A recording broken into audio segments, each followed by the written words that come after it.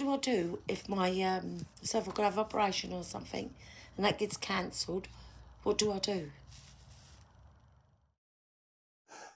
Don't you just hate it when something you've been expecting for a long time gets cancelled at the last minute? It's really annoying. It's particularly annoying when it's something big like an operation that you've kind of been gearing yourself up for and trying to prepare yourself and your family and friends for going in to get this surgery, and then it's cancelled. What do we do in those situations? Because it doesn't only affect us, it affects our family and those around us who we may well have had organized, ready for us to come out again and do our recovery. It can make us depressed and anxious because we're not able to go ahead with this. So what do we do? Unfortunately, in the NHS at the moment, it's a fact of life that things are cancelled. However, I would much prefer we use the word postponed than cancelled, because operations aren't cancelled because we no longer need them. They are postponed because of pressures on the NHS where they're simply unable to perform the surgery.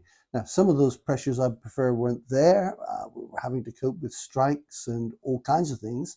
Nevertheless, they are postponed, not cancelled. So there's two questions. Is there anything you can do to get it hurried up?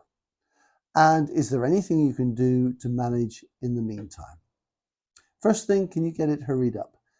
Difficult. The thing to do is to make contact with the secretary of the service that is doing the operation. That telephone number should be on the letter you've had about your surgery. Give them a call and explain you're struggling and ask if it's possible to bring the thing forward and you're happy to take a cancellation at short notice and all this kind of thing. Second, how do you cope?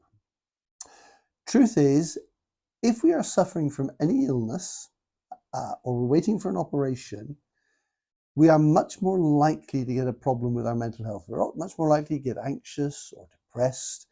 And therefore, if you're in that situation where that's beginning to affect you because an operation has been postponed, go and talk to your GP. We've said this in other videos, but the GP is able to see you, to help you manage that. He's got a good selection of people and services that he can send you to see, who can also support you through this situation until you finally get to have your operation and the situation resolved. The only thing to add is if you're having a planned operation because of a cancer diagnosis, then that should not be postponed long, because they are supposed to get these done as soon as they can.